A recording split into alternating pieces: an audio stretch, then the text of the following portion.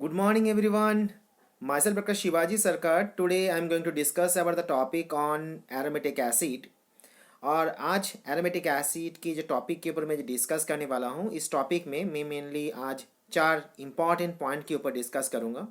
और इस चार इम्पॉर्टेंट पॉइंट और चार इम्पॉर्टेंट क्वेश्चन के ऊपर डिस्कस करने से पहले मैं सभी स्टूडेंट्स एंड सभी व्यूअर्स को ये बोलना चाहता हूँ, जो भी स्टूडेंट्स ने और जो भी व्यूअर ने अभी तक मेरा चैनल को सब्सक्राइब नहीं किए, वो प्लीज़ मेरे चैनल को सब्सक्राइब कर लें। चैनल को सब्सक्राइब करने के बाद उसके चैनल के अंदर जितनी भी सारी वीडियोज़ अवेलेबल है, सभी वीडियोज़ को देखें और उसे समझें और समझने की कोशिश करें। और सभी वीडियोज़ को देखने के बाद भी उसके मन के अंदर डाउट और क्वेश्चन है चैप्टर एंड टॉपिक रिगार्डिंग, तो उस जगह पे स्टूडेंट्स एंड व्यूअर मुझे क्वेश्चन मेरा चैनल के कमेंट बॉक्स के अंदर पूछ सकते हैं और चाहे तो वो मुझे ईमेल भी कर सकते हैं। तो अभी हम लोग इस लेक्चर को आगे की तरफ लेके जाते हैं और देखते हैं इस लेक्चर में जो मैंने बोला चार इंपॉर्टेंट पॉइंट और चार इंपॉर्टेंट क्वेश्चन वो क्या है। और ऐसा चार इंपॉर्टेंट पॉइंट और चार इंपॉर्टेंट क्वेश्चन को एग्जाम हॉल में पूछा जाए तो स्टूडेंट्स को उस जगह पे उसका आंसर कैसे रिप्रेजेंट करना है और उसे कैसे लिखना है। तो सबसे पहले जो इंपॉर्टेंट पॉइंट के ऊपर मैं डिस्कस करने वाला हूं वो है why the benzoic acid and benzaldehyde are meta directing group. That means मैं ये बोलना चाह रहा हूँ, जब हम लोग बेंजोइक एसिड के साथ और बेंजाल्डिहाइड के साथ कंपैरिजंस करेंगे तो हम लोग ये देख पाएंगे बेंजोइक एसिड हो और बेंजाल्डिहाइड हो, ये दोनों के दोनों कंपाउंड हर टाइम पे मेटा डायरेक्टिंग ग्रुप इफेक्ट दिखाते हैं।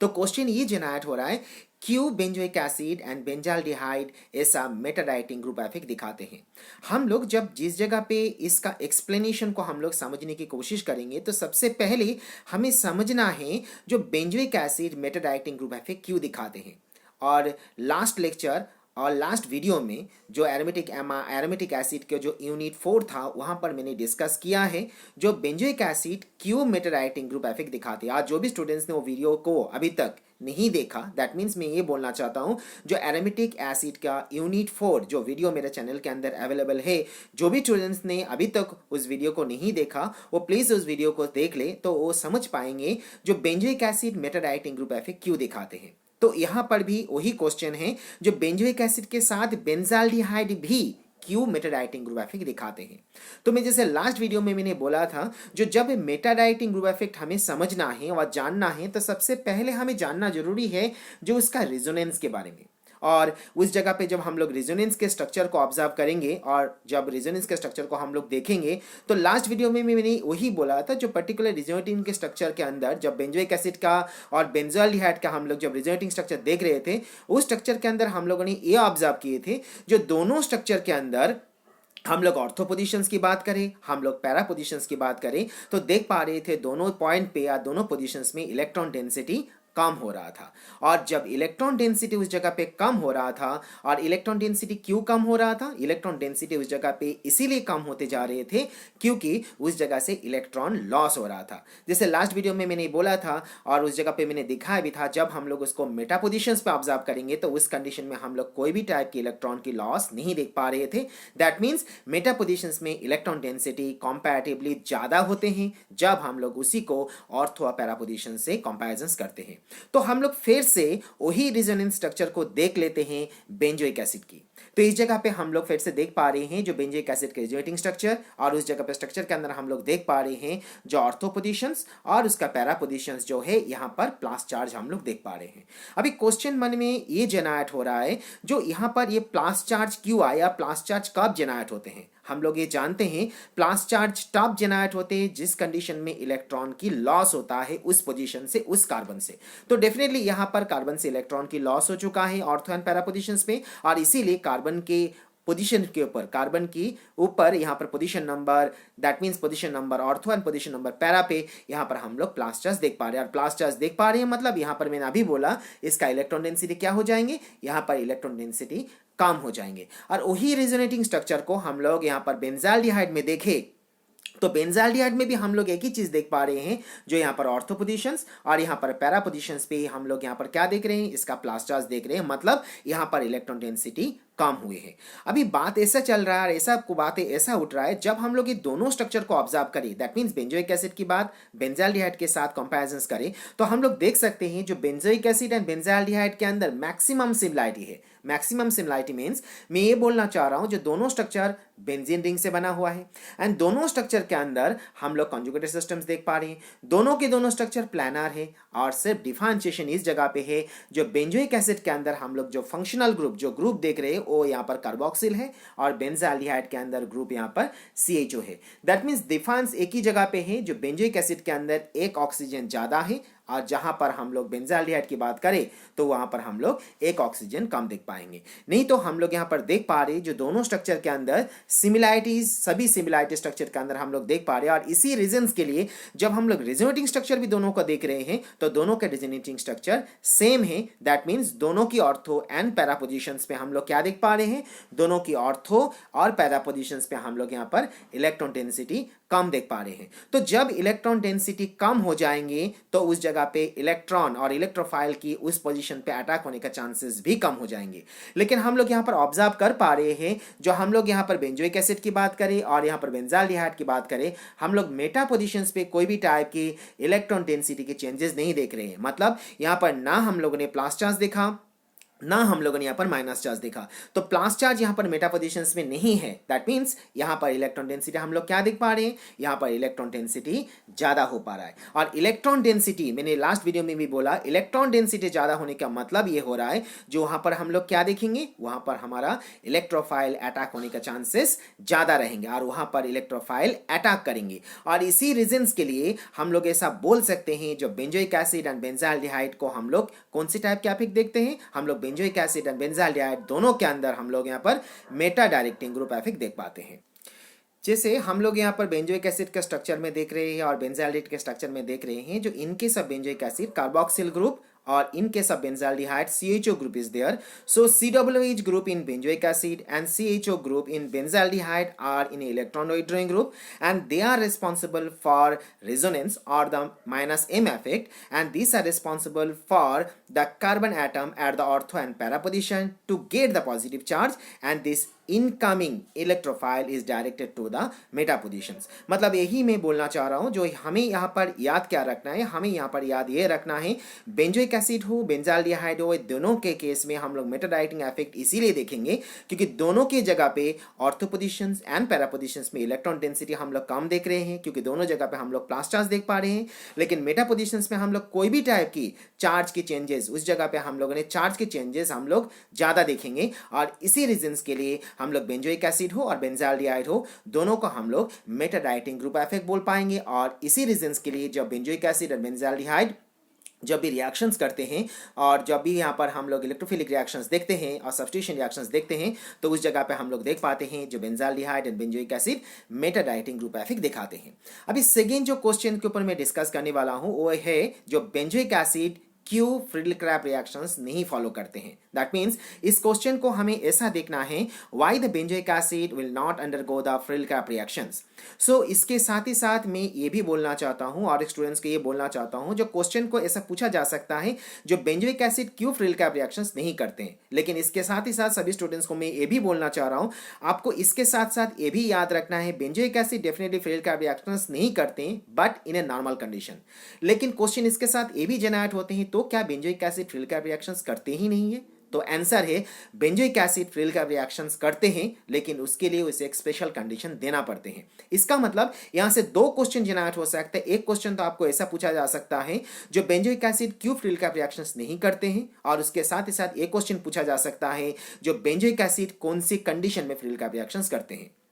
तो हम लोग पहले देख लेते हैं जो बेंजोइक एसिड क्यों फ्रिडल-क्राफ्ट रिएक्शंस नहीं करते हैं। हम लोग ऑलरेडी जानते हैं जो फ्रिडल-क्राफ्ट रिएक्शंस दो तरीके से होते हैं। एक को हम लोग बोलते हैं फ्रिडल-क्राफ्ट एल्काइलेशन रिएक्शंस और दूसरी जो रिएक्शन है उसे हम लोग बोलते हैं फ्रिडल-क्राफ्ट एसाइलेशन रिएक्शंस। और दोनों रिएक्शंस हम लोग यहाँ पर देख पा रहे हैं, एक हम लोग फ्रिडल-क्राफ्ट एल्काइलेशन रिएक्शंस देख रहे हैं और यहाँ पर दूसरा फ्रिडल-क्राफ्ट एसाइलेशन रिएक्शंस देख पा रहे हैं। और हम लोग यहाँ पर फ्रिडल-क्राफ्ट एल्काइलेशन रिएक्शंस बोले और फ्रिडल-क्राफ्ट एसाइलेशन रिएक्शंस बोले, दोनों के केस में हम लोगों ने यहाँ पर क्या यूज किए, दोनों के केस में हम लोगों ने यहाँ पर रिएक्टेंट के हिसाब से यहाँ पर बेंजोइक एसिड यूज की। और हम लोग जानते हैं जो बेंजोइक एसिड के अंदर कौन से ग्रुप प्रेजेंट होते हैं, बेंजोइक एसिड के ऊपर यहाँ पर हम लोग कार्बोक्सिल ग्रुप प्रेजेंट होते हैं। And we know that the carboxyl group which is present in aromatic carboxylic acid is an electron withdrawing group, and these are responsible for causing the deactivating the benzene ring, and this result the bonding of the anhydrous AlCl3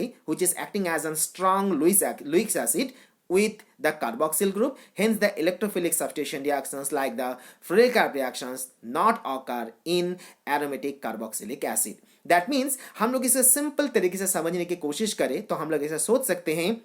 और हम लोग ऐसा लिख सकते हैं और ऐसा बोल सकते हैं, क्योंकि बेंजोइक एसिड की बात हम लोग जब देख रहे हैं तो बेंजोइक एसिड के अंदर कौन सी ग्रुप प्रेजेंट होते हैं? बेंजोइक एसिड के अंदर कार्बोक्सिल ग्रुप प्रेजेंट होते हैं। अभी कार्बोक्सिल ग्रुप कौन सी टाइप की ग्रुप है? Carboxyl group electron withdrawing group है। तो हम लोग जानते हैं जब इलेक्ट्रॉन विथड्रॉइंग ग्रुप, जब रिंग इलेक्ट्रॉन विथड्रॉइंग ग्रुप जब एरोमेटिक एसिड के साथ प्रेजेंट होते हैं तो उस जगह पे वो क्या करते हैं? उस जगह पे वो बेंजीन रिंग को क्या कर देते हैं? उस जगह पे वो बेंजीन रिंग को डीएक्टिवेट कर देते हैं। मैं फिर से बोल रहा हूं, जब electron withdrawing group aromatic carboxylic acid के साथ जुड़े रहते हैं उस कंडीशन में वो एरोमेटिक रिंग को, उस कंडीशन में electron withdrawing group benzene ring को डीएक्टिवेट कर देते हैं। और इसी रीजंस के लिए क्या हो पाते हैं? इसी रीजंस के लिए we can say this result in the bonding of anhydrous AlCl3 with carboxyl group. Hence, the electrophilic substitution reactions like Friedel-Crafts reactions not occur in aromatic carboxylic acid. लेकिन इसके साथ ही साथ मैं सभी स्टूडेंट्स को ये भी बोलना चाह रहा हूं, जो आपको इसके साथ साथ ये याद रखना है, जो हम लोगों ने यहाँ पर देखा Friedel-Crafts reactions कौन से कंडीशन में नहीं होते हैं, लेकिन इसके साथ ही साथ हमें ये भी याद रखना है Friedel-Crafts reactions उस कंडीशन में हो सकता है जिस जगह पे एरोमेटिक कार्बोक्सिलिक एसिड के अंदर इलेक्ट्रॉन विथड्रॉइंग ग्रुप के जगह पे electron donating group like alkyl group, alkoxy group, halogen present रहा, तो उस कंडीशन में इस कंडीशन में aromatic carboxylic acid Friedel-Crafts reactions को दिखा सकते हैं। और उसके साथ साथ और एक पॉइंट को याद रखना है, जब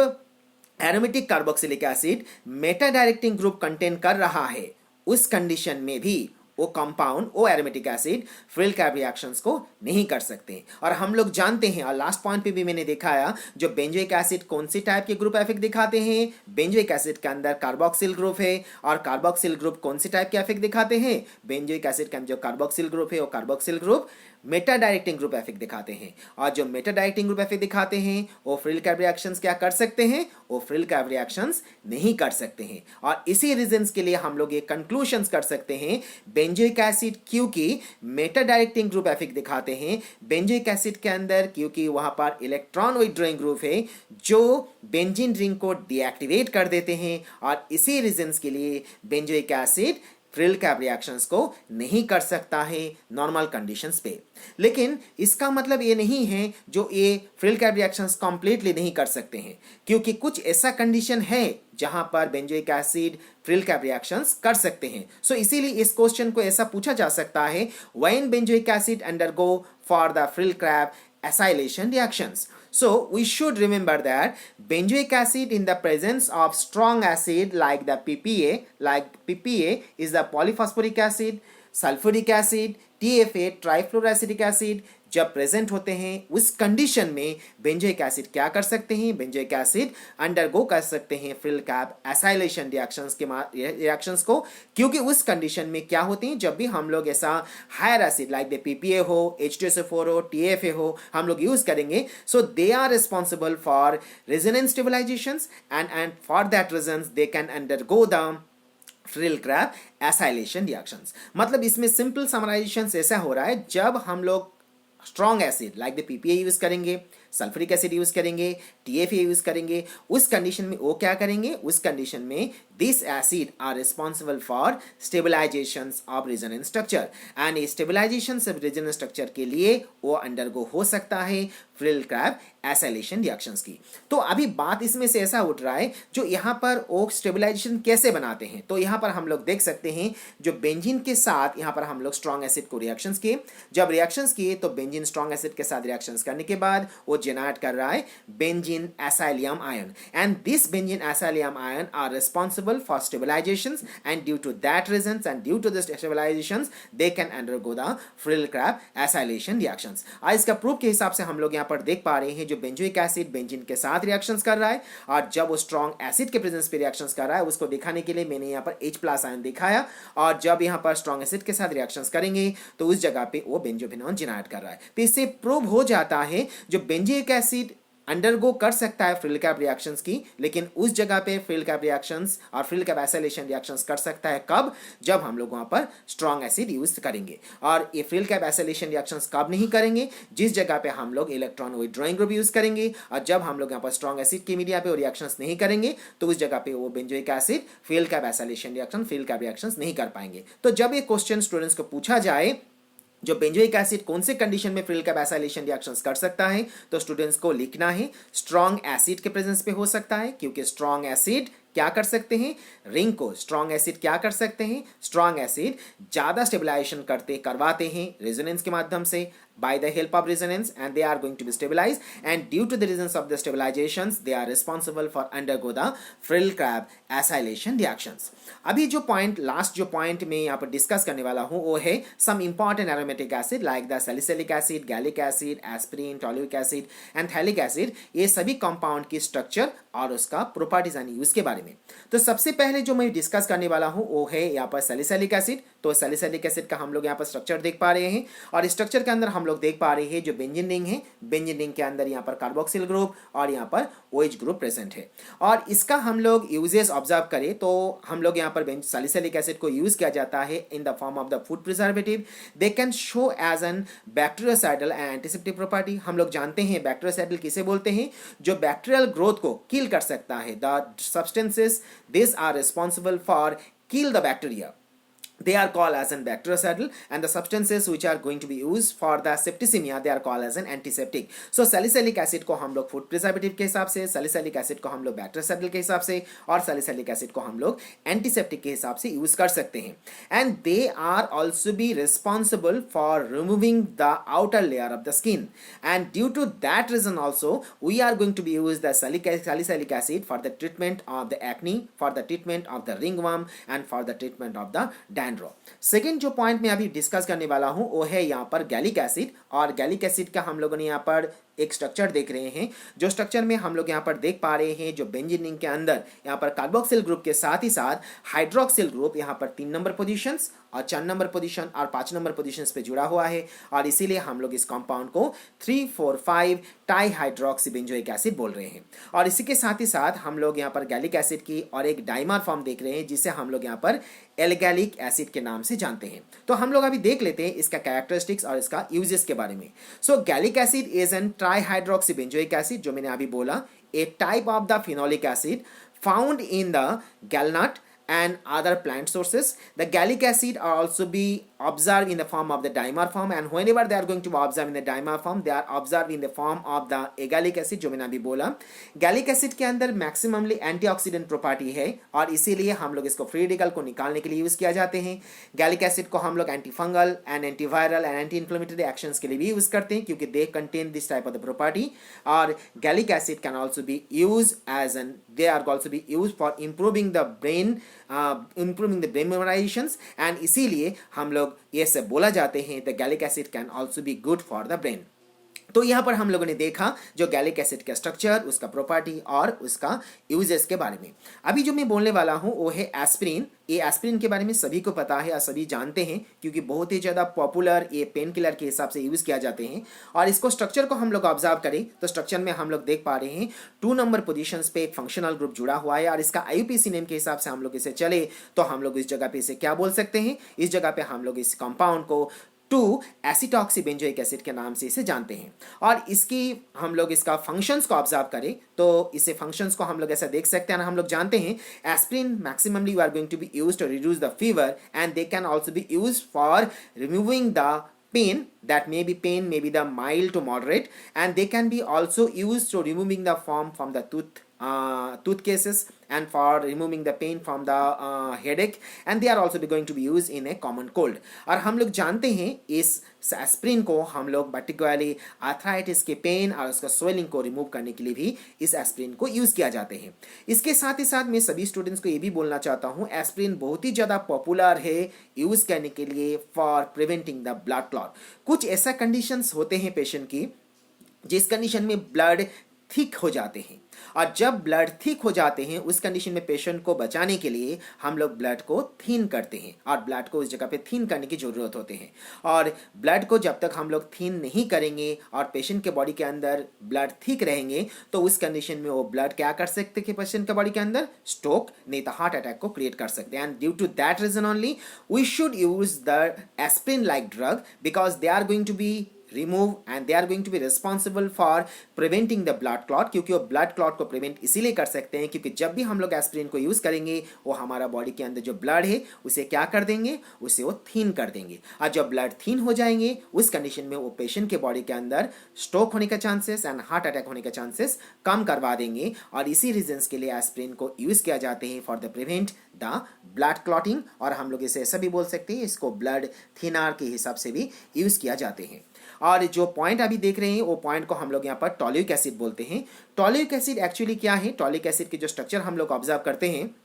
इस स्ट्रक्चर के अंदर हम लोग देख सकते हैं जो बेंजोइक एसिड के जो स्ट्रक्चर है, इस स्ट्रक्चर के अंदर यहाँ पर methyl group ortho positions, Meta positions और पैरा पोजीशंस पे जुड़ा हुआ है। जब यहाँ पर ऑर्थो पोजीशंस पे जुड़े रहते हैं तो इस जगह पे हम लोग इसे ऑर्थोटॉलिक एसिड और 2 methyl benzoic acid, Meta positions पे होते हैं तो मेटाटॉलिक एसिड और 2 मिथाइल बेंजोइक एसिड, और यहाँ पर पैरा पोजीशंस पे होते हैं तो यहाँ पर पैराटॉलिक एसिड और 4 मिथाइल बेंजोइक एसिड के नाम से हम लोग इसे जानते हैं। तो अभी देख लेते हैं ये कौन से जगह पे इसे यूज़ किया जाते हैं। हम लोग टॉलिक एसिड को इंसेक्ट रिपेलेंट के हिसाब से यूज़ करते हैं, और टॉलिक एसिड बहुत ही ज़्यादा पॉपुलर है कुछ ऑर्गेनिक कंपाउंड को प्रिपेयर करने के लिए, जहाँ पर ये टॉलिक एसिड को हम लोग एज एन इंटरमीडिएट के हिसाब से यूज़ करते हैं। और जो लास्ट पॉइंट के ऊपर अभी मैं डिस्कस करने वाला हूँ वो है थैलिक एसिड। और थैलिक एसिड की जब स्ट्रक्चर हम लोग ऑब्जर्व करेंगे तो इस जगह पे हम लोग देख सकते हैं जो थैलिक एसिड का भी 3 आइसोमर होते हैं। 3 आइसोमर मीन्स हम लोग यहाँ पर देख सकते हैं एक आइसोमर में फंक्शनल ग्रुप ऑर्थो पोजीशंस पे है, दूसरी जगह पे यहाँ पर पैरा पोजीशंस पे है, बेटा पोजीशंस पे है, और तीसरा यहाँ पर पैरा पोजीशंस पे है। तो इसीलिए हम लोग इसे ऑर्थोथैलिक एसिड, और ये दूसरी वाला जो कंपाउंड हम लोग देख रहे हैं इसे हम लोग मेटाथैलिक एसिड, और तीसरी कंपाउंड को हम लोग यहाँ पर पैराथैलिक एसिड बोलते हैं। और इसके साथ ही साथ हम लोग अभी ऑब्जर्व कर लेंगे इसका कैरेक्टरिस्टिक्स और इसके यूजेस को। थैलिक एसिड एक इंपॉर्टेंट एरोमेटिक डाइकार्बोक्सिलिक एसिड है, और इसका स्ट्रक्चर है, इसका फॉर्मूला को हम लोग ऑब्जर्व करें तो इसका फॉर्मूला है C6H4CO2H2, और ये डाइबेसिक एसिड है। और इसका पीके वैल्यू को हम लोग ऑब्जर्व करें तो इसका पीके वैल्यू है 2.89 एंड 5.51, एंड इसे पर्टिकुलरली एनालिटिकल केमिस्ट्री में बहुत ही ज़्यादा यूज़ किया जाता है एज एन स्टैंडर्ड एसिड के हिसाब से। तो आज हम लोगों ने देख लिया जो 4 इंपॉर्टेंट क्वेश्चन और 4 इंपॉर्टेंट क्वेश्चंस के आंसर, और उस आंसर को जब एग्जाम हॉल में, यूनिवर्सिटी लेवल में और बोर्ड लेवल में पूछा जाए तो उस जगह पे उस स्टूडेंट्स को और व्यूअर को किस तरीके से इस आंसर को करना है और किस तरीके से आंसर को लिखना है। तो इसके साथ ही साथ मैं स्टूडेंट्स को और व्यूअर को ये बोलना चाहता हूँ, आज की जो टॉपिक मैंने डिस्कस किया ये एरोमेटिक एसिड की यूनिट 5 है, जहाँ पर आके हम लोग एरोमेटिक एसिड की सभी इंपॉर्टेंट पॉइंट को मैंने डिस्कस कर चुके हैं, और मैं सभी इंपॉर्टेंट पॉइंट के बारे में मैंने डिस्कस कर चुका हूँ, और सभी के सभी मेरा सभी वीडियोस के अंदर, मेरा चैनल के अंदर सभी अवेलेबल है। और उसके साथ मैं ये भी इन्फॉर्म करना चाहता हूँ जो नेक्स्ट वीडियो में हम लोग फैट एंड ऑयल के ऊपर डिस्कस करेंगे और देखेंगे फैट एंड ऑयल के अंदर क्या क्या इंपॉर्टेंट क्वेश्चन हो सकता है, और यूनिवर्सिटी लेवल में, बोर्ड लेवल में क्या क्या क्वेश्चन उस जगह से पूछा जा सकता है, और उसे हम लोग देखेंगे और उसके साथ ही साथ हम लोग उसको समझने की कोशिश करेंगे। तो इसके साथ ही साथ मैं सभी स्टूडेंट्स को एंड सभी व्यूअर्स को थैंक्स बोलना चाह रहा हूँ, और सभी स्टूडेंट्स एंड सभी व्यूअर्स को इसीलिए मैं थैंक्स बोलना चाह रहा हूँ क्योंकि मुझे लॉट्स ऑफ सपोर्ट मेरा स्टूडेंट्स एंड व्यूअर्स की तरफ से मिल रहा है, क्योंकि सब मुझे सपोर्ट कर रहा है, और इसी के साथ ही साथ मैं सभी को थैंक्स बोल रहा हूँ। एंड जैसे मैं हर वीडियो में थैंक्स बोल रहा हूँ और उसी तरीके से आज भी मैं सभी को थैंक्स बोलना चाहता हूँ। Thanks and thanks.